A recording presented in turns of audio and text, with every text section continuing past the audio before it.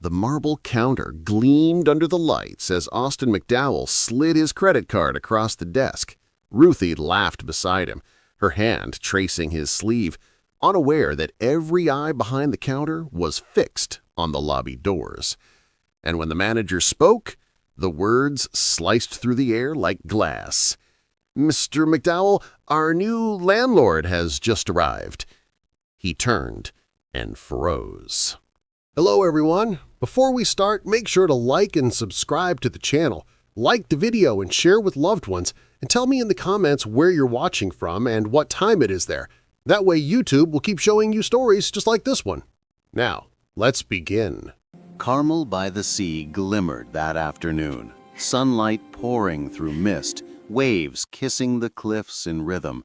The Azure Crest Resort stood perched above the ocean, its glass facade reflecting a world of wealth and discretion. Austin McDowell stepped out of the black Cadillac and inhaled the salt air. The scent of money, he thought, always smelled better near the ocean. Ruthie Jameson followed close behind, tall, young, with the kind of presence that made men look twice and women look away. Her laughter was soft, rehearsed, almost musical. She slipped her hand into Austin's, and he didn't flinch. He'd chosen this place because it promised privacy, no press, no shareholders, no Doris. Inside, the lobby shimmered. Glass chandeliers, marble floors, a fountain shaped like a spiral wave, the kind of elegance Austin paid for when he wanted to forget things like guilt. He leaned across the counter, lowering his voice. The penthouse suite, under McDowell Holdings. The manager nodded, typing slowly. His hands shook slightly as he checked the screen. "Of course, sir, but there's been a recent update to our property records. Just one moment." Austin frowned. What kind of update? He didn't answer immediately. His eyes flicked toward the glass doors, where sunlight cut through in shards. Outside, a silver Range Rover glided up the drive. A woman stepped out, auburn hair swept back, pale blue dress flowing in the breeze. Every movement was measured, calm, as if she belonged to this place more than the sea itself. Doris Ferreira McDowell always carried quiet grace, but this was something different. She crossed the marble lobby, her heels echoing against stone, the faintest smile on her lips. The manager straightened instantly. "Mrs. McDowell," he started. Austin's head snapped up. For a heartbeat, he couldn't process what he was seeing. Doris? Her eyes met his, steady and unreadable. She gave a polite nod. "Hello, Austin." Ruthie's fingers slipped from his arm. The silence in the lobby thickened. The manager cleared his throat, voice low but shaking. "Mr. McDowell, as I was saying, there's been a change in property management." Doris looked toward the front desk, her tone smooth as glass. "Yes," she said softly. "As of this morning, I'm the new landlord." Austin blinked, the words sinking like stones. No anger, no accusation, just precision. Every second stretched, the kind of silence that made people stop pretending they weren't watching. Ruthie turned pale. "You said your wife was in Paris." He didn't answer. Couldn't. Doris stepped closer, her voice low but cutting through the air like tide against rock. "Oh, I was, until I decided to buy a piece of California." Austin tried to speak, a laugh, a denial, something, but his throat refused. The staff's eyes darted between them, torn between protocol and awe. The manager fumbled for the room keys. "Mr. McDowell, would you like to—" "Cancel the booking," Doris interrupted gently. "They won't be staying here." The words landed like thunder wrapped in silk. She turned toward Ruthie, who looked ready to vanish. "Don't worry, Miss Jameson," Doris said kindly. "The media rarely comes here. It's part of what makes this resort so exclusive." Then she looked back at her husband. "You always did have a weakness for pretty views." She walked away before he could answer. Austin stood rooted, humiliated, heart pounding with a mix of disbelief and fury. Every guest in the lobby pretended not to look, and every one of them would remember this moment for years. He finally found his voice. "You bought the place?" Doris didn't turn around. Technically, she said, her tone calm, "I just took back what I helped build." The elevator doors closed behind her with a soft chime, and in the reflection of the glass, Austin saw what he hadn't seen in years, a man out of control in a world he once thought he owned. The news spread through the resort like wildfire, dressed in silk. By the time Austin McDowell reached the parking lot, whispers were already curling through the lobby. The billionaire, the mistress, the wife who owned the place. He yanked open the car door, jaw locked, anger pulsing behind the calm expression he wore like armor. Ruthie followed a step behind, sunglasses trembling in her hand. "Austin, what was that?" she hissed. "You didn't tell me." "Not now," he snapped. Guests nearby pretending to scroll their phones. Staff avoided his gaze. For a man who'd built half the skyline of Los Angeles, Austin McDowell had never felt so small. He got into the car, started the engine, and then stopped, because Doris was standing on the upper balcony of the resort, watching him. Not glaring, not smirking, just watching. He looked away first. That night he didn't go home. He booked another hotel down the coast, 2 hours south, and turned off his phone. But isolation has a sound, and it's loud. He replayed the scene in his mind, the lobby, the staff, Doris's voice. He'd seen her angry before, years ago, in private after one of his early affairs, but never like this. This was different. This was surgical. She didn't come to fight. She came to end something. By morning, his assistant Tony Simmons was waiting at his penthouse office in L.A., holding a folded newspaper. "You made the front page," he said grimly, dropping it on the table. Austin didn't need to look, but he did. "Billionaire developer faces public embarrassment at resort owned by wife." A smaller caption beneath it read, "Witnesses describe calm, but chillingly composed confrontation." He closed his eyes. "Who leaked it?" Tony hesitated. "The resort staff are all under her management now. Could have been anyone." He exhaled through his teeth. "I'll handle it." He studied him. "You always say you'll handle it, but this time, I said I'll handle it." He did what he always did when cornered. He called his lawyers. By noon, he had 3 of them sitting across the table, surrounded by city views and cold espresso. "I want to know how she bought that property, every cent, every partner, every paper." One of the lawyers cleared his throat. "Technically, Mrs. Ferreira McDowell purchased it through a holding group tied to the McDowell Family Trust. She had access to signatory rights as a co-founder." Austin's fingers tightened around the glass. Meaning she didn't break the law. She just exercised her half. That night, Doris was back in Carmel. She stood by the ocean, her silk robe fluttering in the wind, the resort lights glowing behind her. Her phone buzzed. An unknown number. She answered anyway. "Enjoying your view?" Austin's voice, low and cold. "Always," she said. "Was this your plan, to humiliate me?" "No," she said softly. "To remind you I exist." He was silent. She smiled faintly, hearing his breath catch. "You know what's strange, Austin? I bought this place using the dividends from your company, the same company you built by telling everyone I was just the wife." He clenched his jaw. "You've made your point." "Not yet." There was steel under the calm. "Tomorrow morning you'll receive papers. I'm not taking your fortune, Austin, just my share, the one you pretended didn't exist. Doris, you'll still be rich, but this time everyone will know how you got there." The line went dead. At dawn, the waves crashed harder against the cliffs.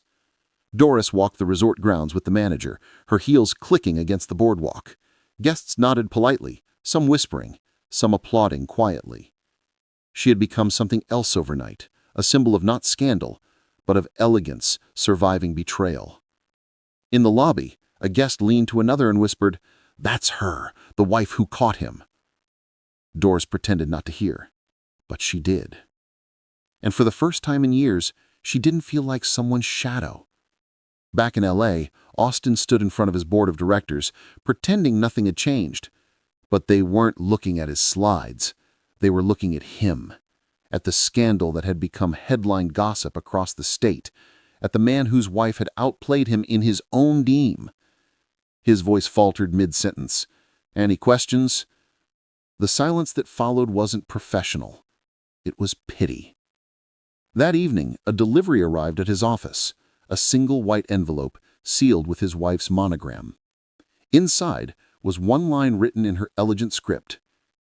"You once said you built everything for me, Austin. I just decided to take the keys."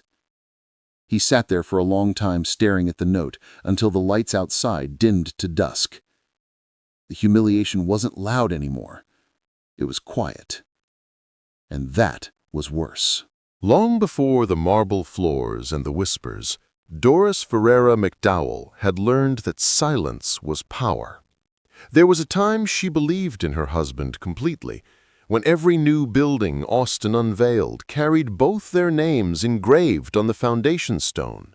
He'd called her his good luck charm, a phrase that once sounded romantic, until she realized it was just another way of keeping her in the background. For years she had smiled for the cameras, signed where he asked her to, stood beside him as the perfect accessory. And when rumors of other women surfaced, she convinced herself they were exaggerations, until the night she found a hotel invoice slipped between his business receipts. Not this hotel, another one, another woman, another lie. That was the night she stopped crying. She didn't confront him then. She poured herself a glass of wine, opened her laptop, and began learning, quietly, how to dismantle a corporation from the inside out. In the months that followed, Doris's transformation didn't look dramatic from the outside. She still attended charity galas, smiled through interviews, and managed their estate calendar. But behind every social event was a question she was answering for herself. What does it take for a woman to become untouchable? It started with numbers. Her father's old investment portfolio, the one that Austin had dismissed as sentimental. She turned it into a silent trust. Then real estate, small commercial buildings under her maiden name. Then partnerships. By the time Austin was negotiating his next billion-dollar deal, Doris already owned the shell company holding the resort's land lease. And when the previous owner of Azure Crest Resort announced plans to sell, she didn't hesitate. Her lawyer, Tony Simmons, once Austin's protege, now quietly loyal to her, smiled when she signed the final document. "You know he's going to find out," he had said. "I'm counting on it," Doris replied. Her power didn't come from revenge. It came from preparation.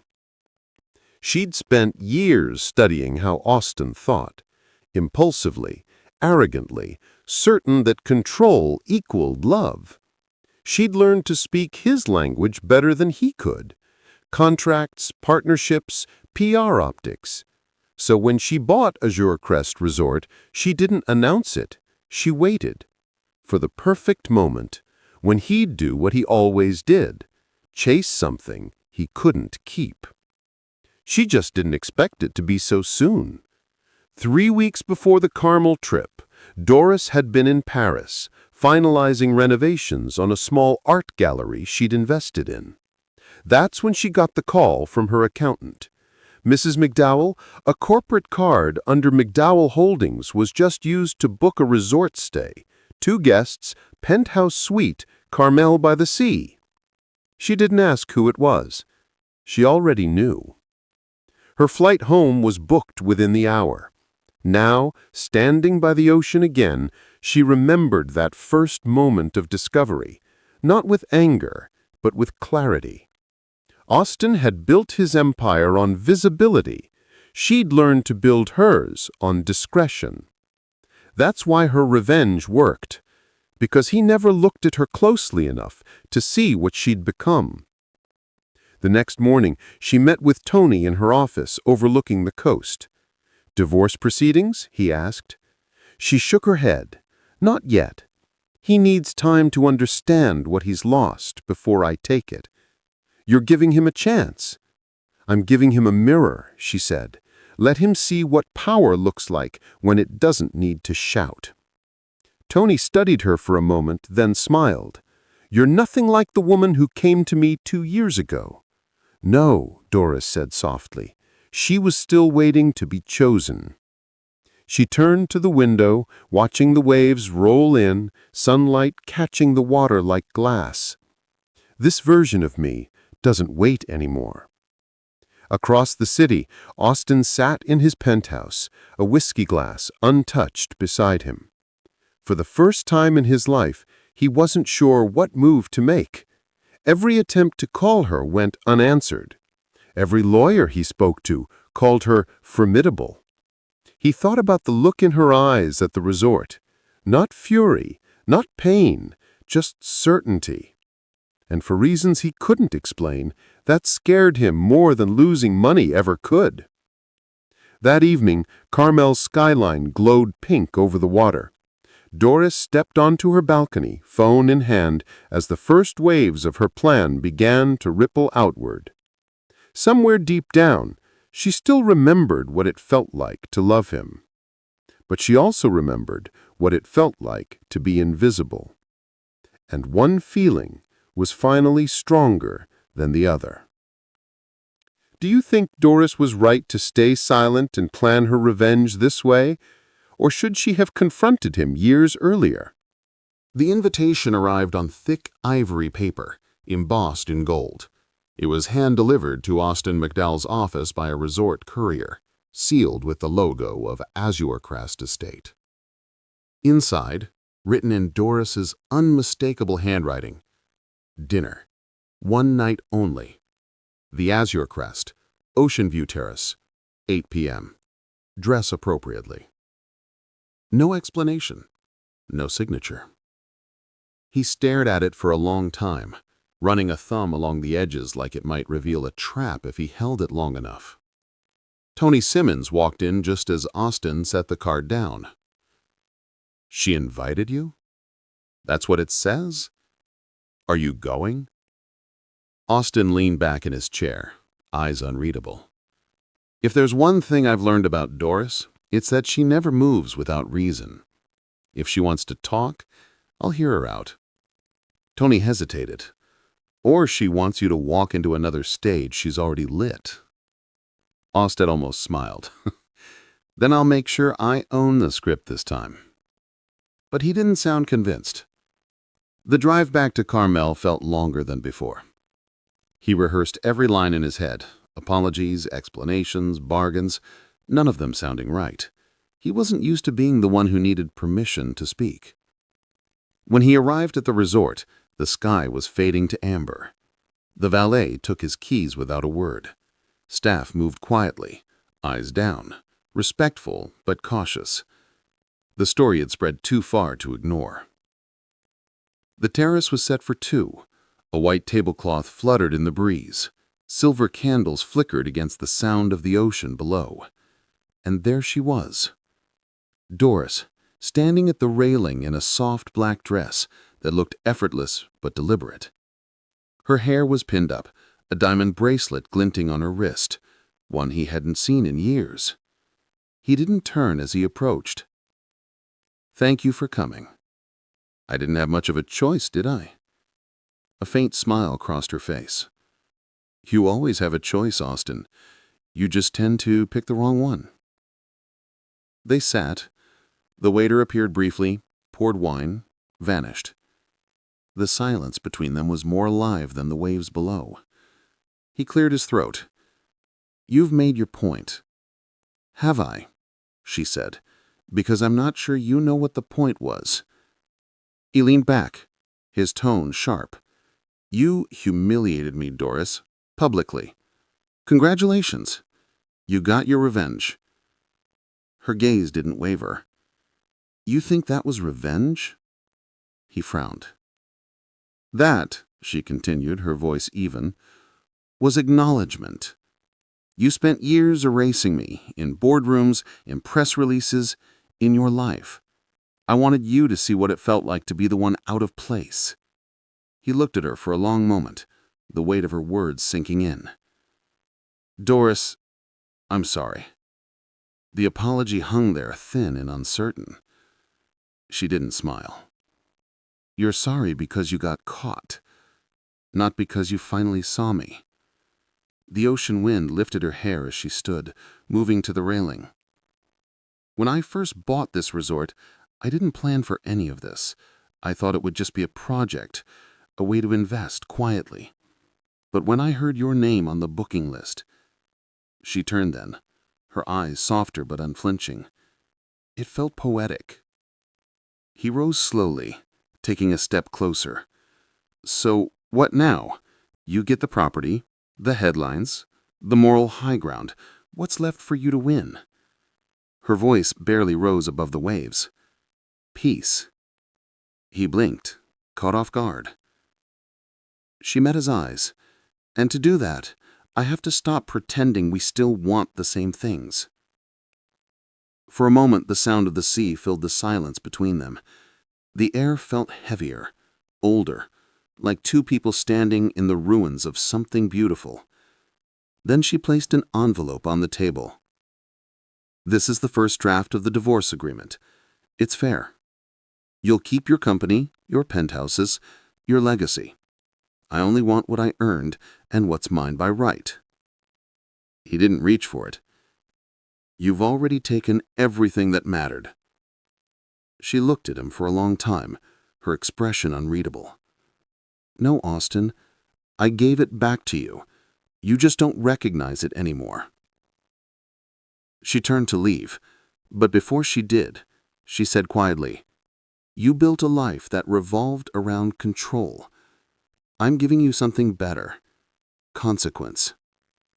And with that, she walked away, heels clicking softly against the wood, disappearing into the golden light. Austin stood there long after she was gone, the ocean wind cold against his face. For the first time in his life, he wasn't angry. He was empty.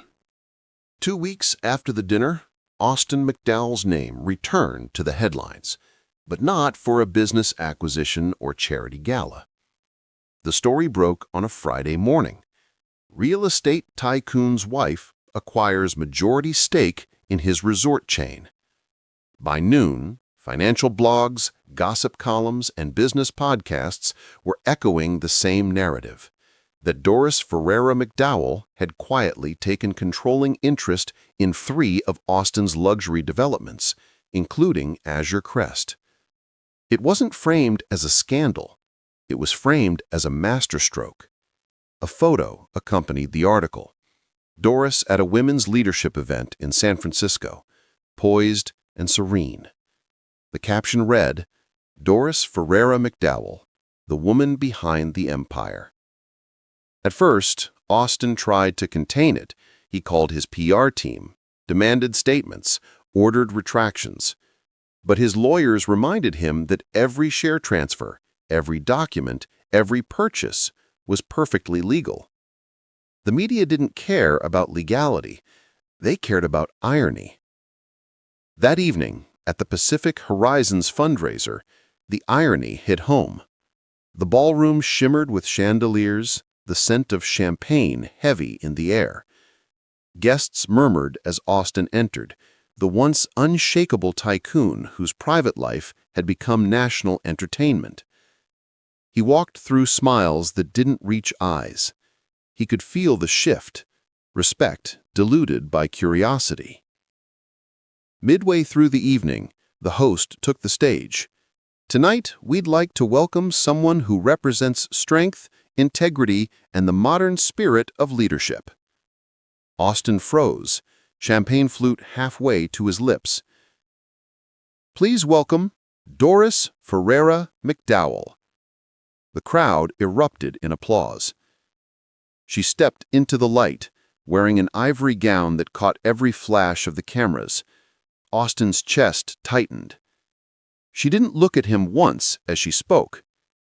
I was once told, she began, her voice calm and warm, that women like me were meant to support greatness, not lead it, that our work should stay invisible even when it built everything people see.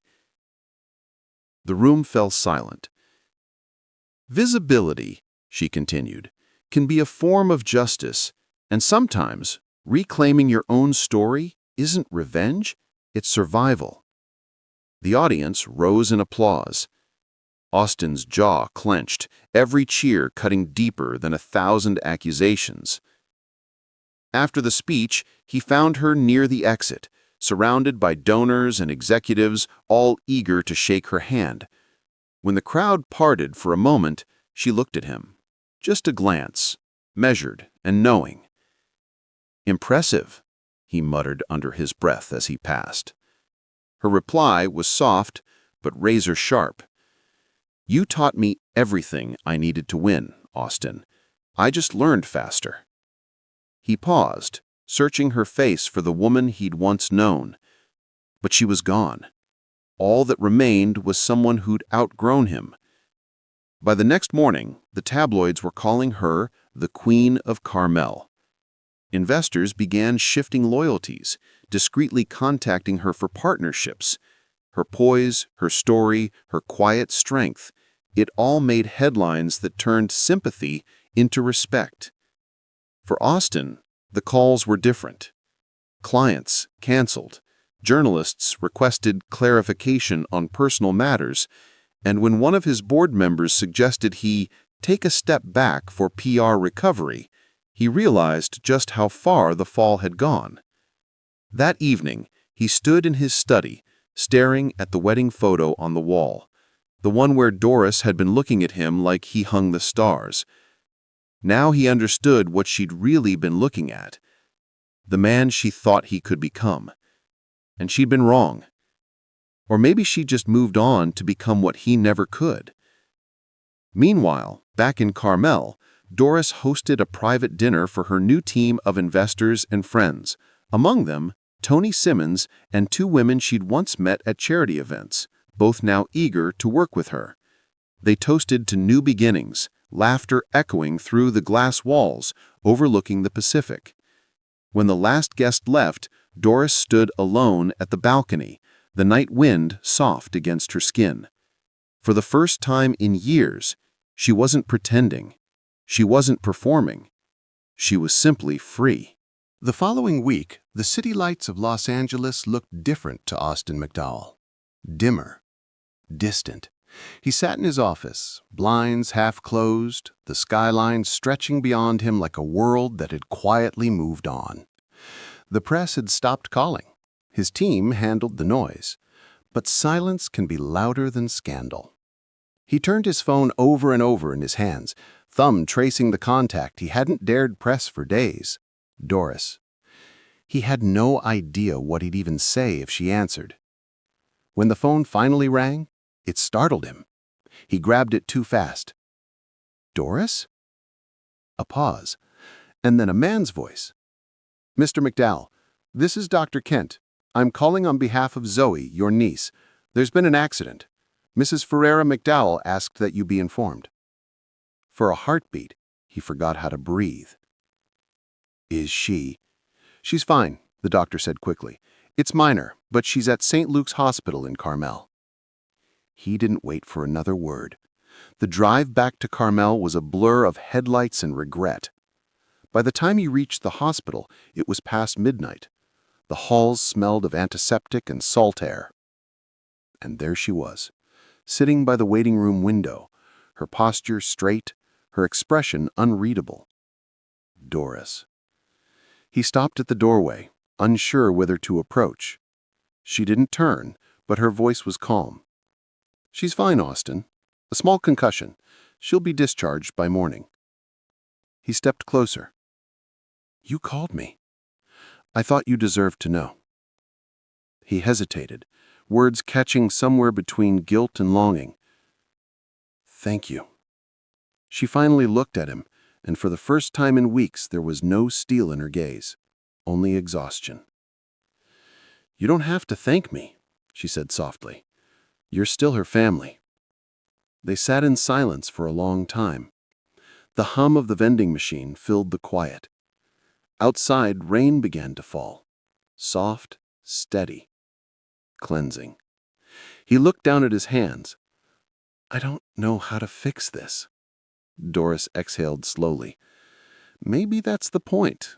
Some things aren't meant to be fixed, just understood." He looked at her, really looked, and saw the woman who had once stood beside him through every failure and success, who had loved him long after he stopped deserving it. Was it worth it? Buying the resort? Making it all public? She tilted her head. "It wasn't about punishment, Austin. It was about truth. You can't heal from what you keep hiding." He nodded slowly, the words landing like truth he had avoided too long. A nurse passed by, checking on patients. The lights flickered softly. Doris rose, smoothing her jacket. "I'm heading back to the resort. You should rest." He stood too. "Doris." She paused at the doorway. He swallowed hard. "If I'd seen you like this, back then, I might not have made so many mistakes." Her smile was faint, almost sad. "Back then, you weren't looking." And then, she was gone.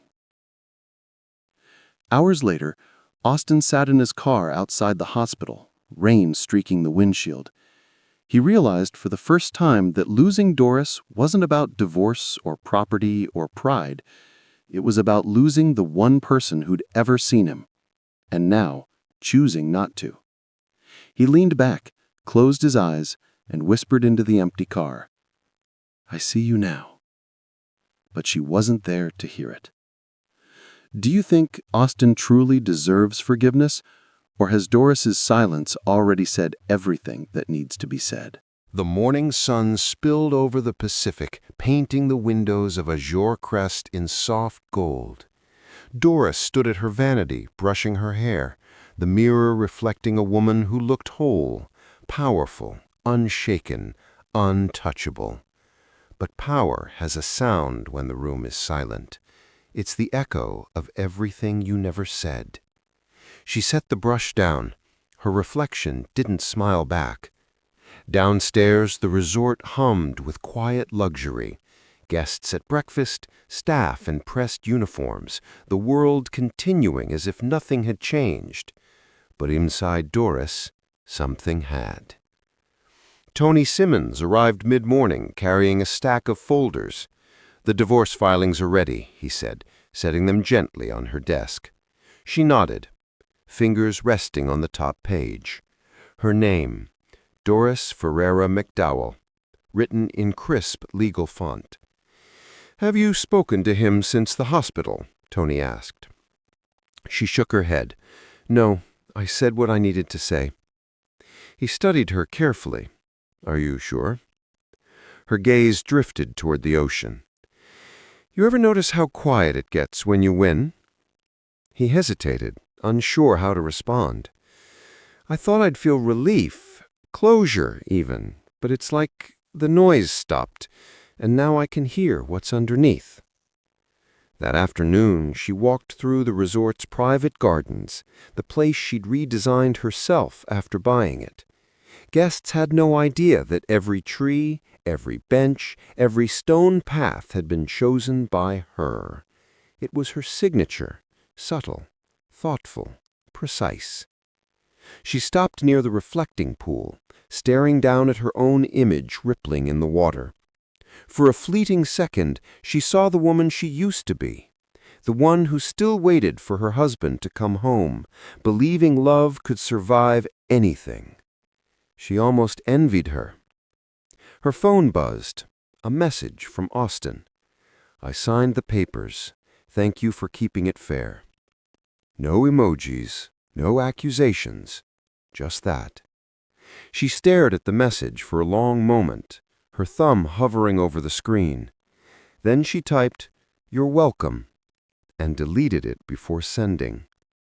That evening, she joined a small gathering in the resort lounge. Local investors, hotel partners, a few journalists. Her calm presence filled the room effortlessly. One of the women leaned over, smiling. "You're incredible, Doris. The way you handled all of this, it's inspiring." Doris smiled politely. "Thank you." But the compliment didn't land the way it used to, because beneath all the admiration, there was a strange emptiness, a quiet ache for something unspoken. She realized she had been so focused on not breaking that she had forgotten what it meant to feel. Later that night, alone in her suite, she opened the divorce envelope again. Every signature, every clause, every detail perfect. It represented everything she had worked for: justice, control, independence. And yet, as she looked at her name beside his one last time, her chest tightened.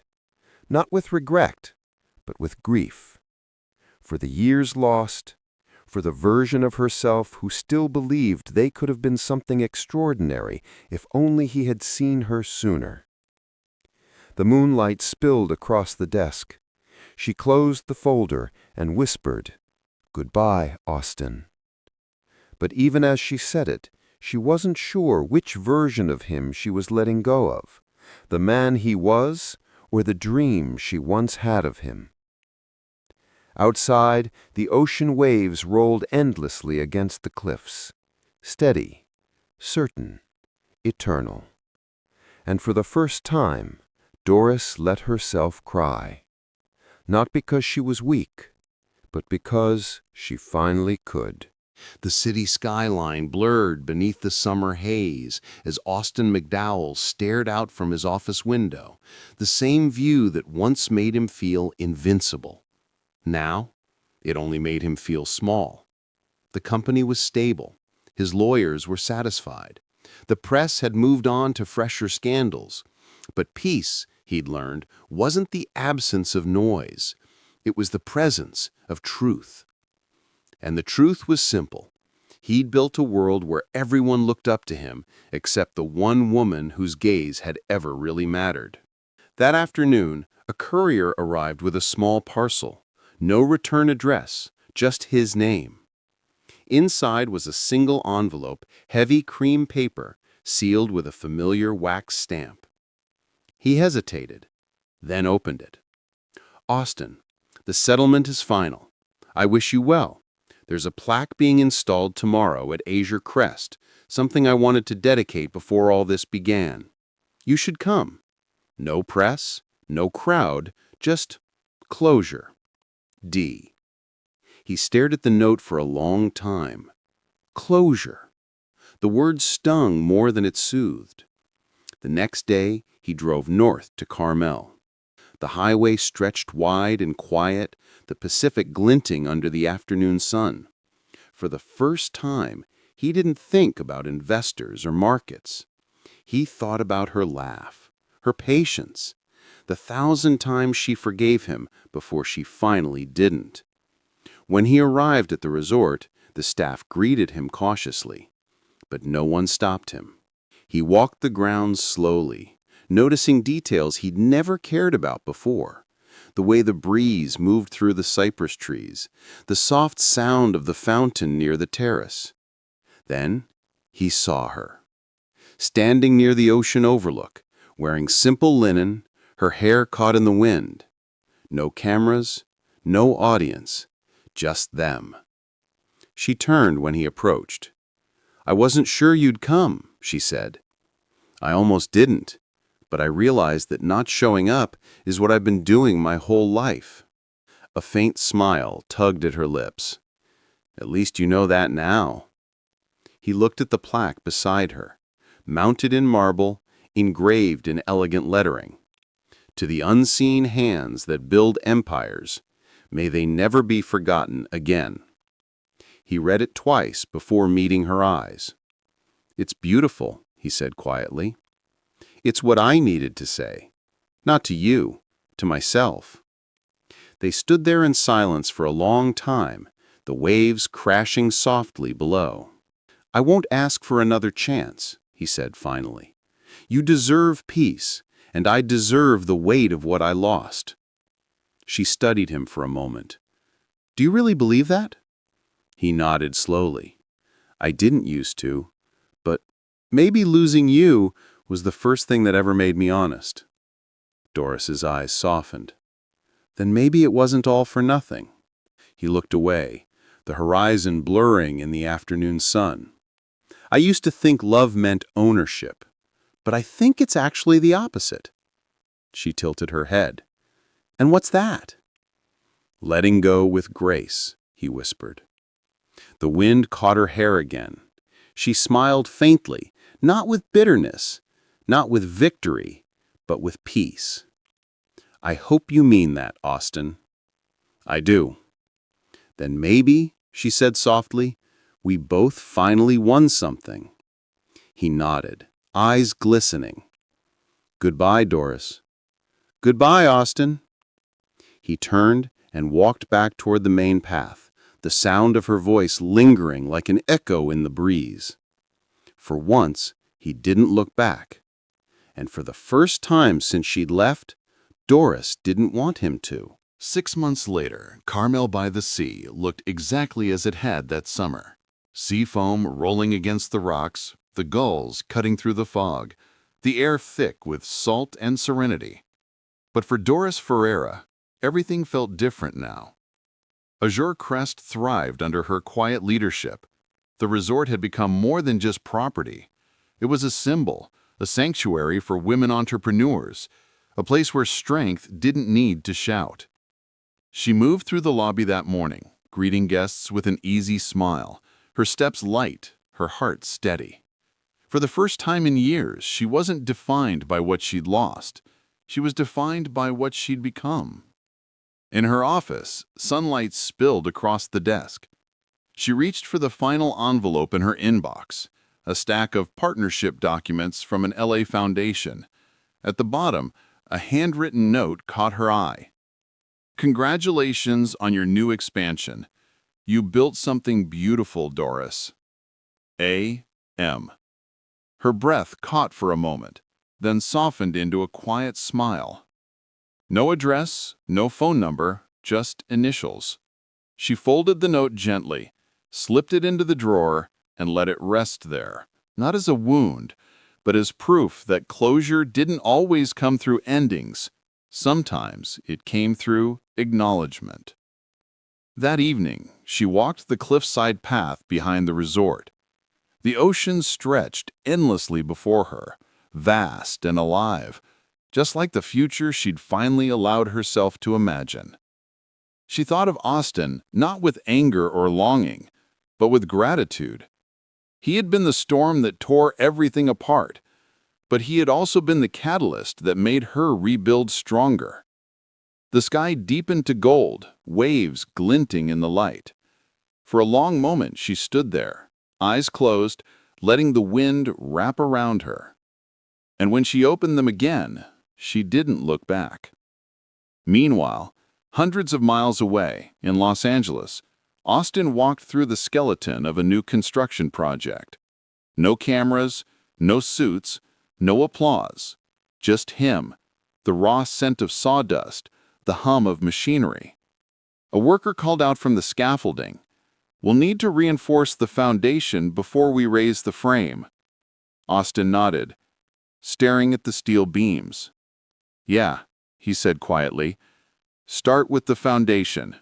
Always the foundation." It was the first honest thing he'd said in a long time. That night, under the same sky, two people stood in different cities, breathing the same salt air. No revenge, no bitterness, just the quiet truth that love, even when it ends, can still build something lasting. Do you believe people can truly change after losing everything? Or do some lessons only sink in when it's too late? Tell me what you think in the comments, and subscribe if you believe Doris did the right thing. If you enjoyed this story, we appreciate you a whole lot and look forward to connecting with you as we build a community on this channel.